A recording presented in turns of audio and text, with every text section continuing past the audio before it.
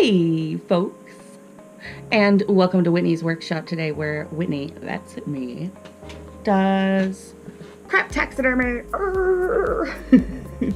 Bam. My bestie bought me this book. Oh, so alliterative. Today I'm going to be following the instructions in this book for how to stuff your own mouse. I have had problems with stuffing my mice. Normally my ADD gets in the way and I can't focus on it long enough, and so it'll dry out, it'll break down. Mice are so small. This is the smallest animal I've ever worked on. So get a copy of yours today, Crap Taxidermy by Katsu. You want to start off by gloving and then covering your workstation with borax. I love these little single-use scalpels. You can get a box of like 10 or 20 on Amazon. They're great. Oh, so cute. Ooh. Ooh. Okay, wait. This is coming off really good. Oh, this is the trick to mice, is to do it when they're frozen. Basically, the book says to make you a mouse purse and cut through the connective tissue. That's called fascia, that lies between the muscle and the tissue, or the skin.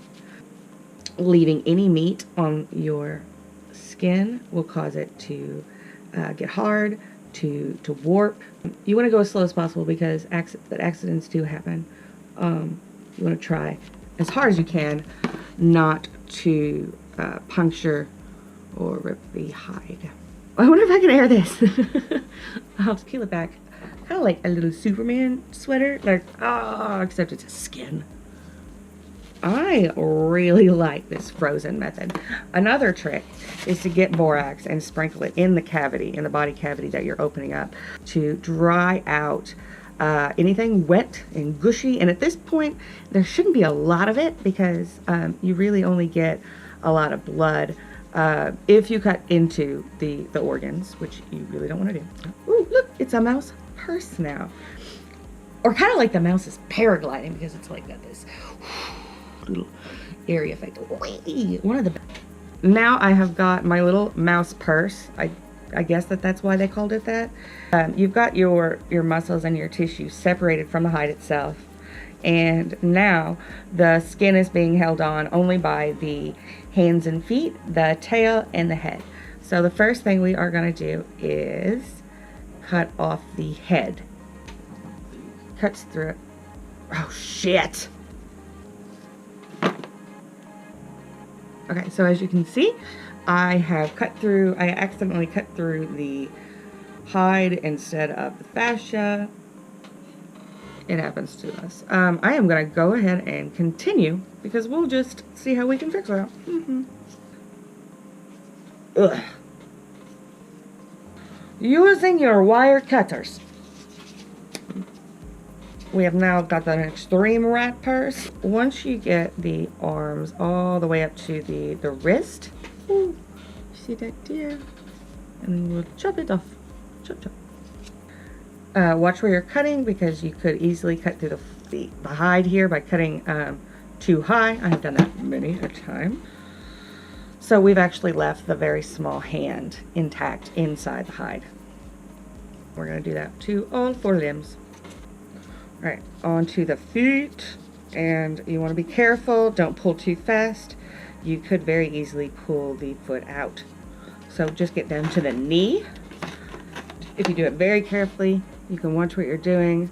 It does take a little bit of practice and patience. A little love. The latest winter fashion, the mouse purse. So now it is only connected by the head and the tail, so I'm going to cut off the head now. Oh, where's the head? There it is. Whoa, that was really nifty. All right, now we're down to the tail. And what we want to do is deglove the tail. Oh, is that a little boy mouse? I'm gonna go very slow. There we go. Oh, I pulled the tail off. Now that your mouse is inside out, we want to get the stuff out of its head. Ooh, shit. Urgh, gross. Stuffing your mouse. Get your mouse properly wired. Cut off a piece of pipe cleaner and gently insert it through the tail. Huh. Hey! I'm a little stressed out because I pulled the tail off. However, it's not the first time. Taking your pipe cleaner, gently insert it through the tail. Now, my tail has been pulled off. I have pulled the tail off completely, so the pipe cleaner trick will not work. Shit. I don't know. I'm gonna keep going. Gosh darn it. Next, cut off 4 pieces of fine gauge wire to insert through the appendages. Take your fine gauge wire. Alright, I have cut off 4 pieces, actually 5 pieces of wire, because I'm going to try to use wire instead of the pipe cleaner. Alright, take your wire and put it in the arms and legs. If you do this correctly, you can slide it all the way into the little tiny foot. I can actually see the wire under the skin, and pressing on it causes the little feet stuck. Weep, weep. Okay. I have got little wires stuck in all over this little mousey, and I'm going to put another one in the tail. God, this is tedious. Okay. Now I'm going to begin packing clay into the head. Pack the dried clay in. Make a small pancake with the clay. Okay. Like a little round pancake. All right. How small are we talking? There we go. And then line the interior of the tail. Okay. I like it. Okay. This is great. This is great stuff. I have never worked with clay, and this makes sense for smaller things. Okay, there we go. This is a great looking mousy mess. Okay, and now we're going to stitch the incision closed with a needle and thread. Now that you've created a beautiful shape for your mousy mouse, we are going to stitch the mouse back together again, thus providing it with life ever after. Ow! Christ! And I'm going to start at the top of my incision. Oops.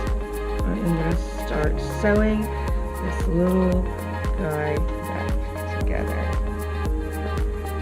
Now, the sewing process is going to take just a minute.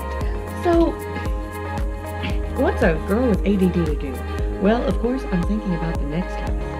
And that's, what kind of position do I want my mousey in?